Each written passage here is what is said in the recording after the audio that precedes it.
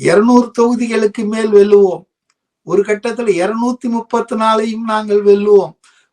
ஊட்டியில போகும்போது என்ன சொல்லிட்டாருன்னா 2026, 2031, 2036 எல்லாத்துலயும் நாங்க தான் அப்படின்னு சொன்னாரு. இனி இனி வேற யாரும் கிடையாது.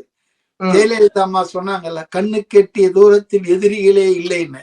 அது மாதிரி முதல்வர் பேசினாரு. அப்படிப்பட்டவருக்கு அவர் எம்ப்ளாய் பண்ண, இப்ப வேற யாராவதுன்னா கூட பணம் கொடுத்து இந்த இதெல்லாம் வந்து பண்ணுவாங்க, விஜய் பண்றாருங்க, அதை பண்றாங்கன்னு. இது இட் இஸ் மோரிஸ் மீடியால பாம்பேல இருக்க அந்த டீமை எம்ப்ளாய் பண்ணது, என்கேஜ் பண்ணது திமுக முதல்வர்.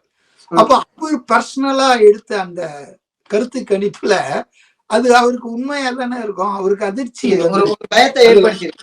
அது என்னன்னா 4 முனை போட்டியை தான் அவங்க கணக்குல எடுத்திருக்காங்க. திமுக கூட்டணி, அண்ணா திமுக, பாஜக அந்த கூட்டணி, தாவேகா தனியா நிக்கிற மாதிரி, நாம் தமிழர் கட்சி, இந்த 4 கூட்டணி தான் இருக்க போகுது. ஏன்னா லேட்டஸ்ட்.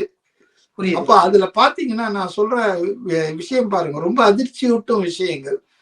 அதாவது ஓட் பர்சன்டேஜ் பாத்தீங்கன்னா திமுகக்கு 32% இருக்கு ஓட் பர்சன்டேஜ், வாக்கு சதவீதம். தாவேகாவுக்கு 26.83. அவரு 7% தான், 8% தான். இன்னும் ஒரு தேர்தலை கூட சந்திக்கல. நான் டெஸ்டட் ஸ்ட்ரென்த், டெஸ்ட் ஆகலன்னு ஒரு ஆள்லாம் சொல்லிட்டே இருப்பார் பொதுவெளியில, தொலைக்காட்சி வாகத்து. ரவீந்திரன் ஒருத்தர் இருக்காரு இல்லையா, RSS ஏஜென்ட். அவர் என்ன சொல்லுவார்னா, விஜய் எப்பவுமே நான் டெஸ்டட் பிளேயர், நான் டெஸ்டட் அப்படின்வாரு.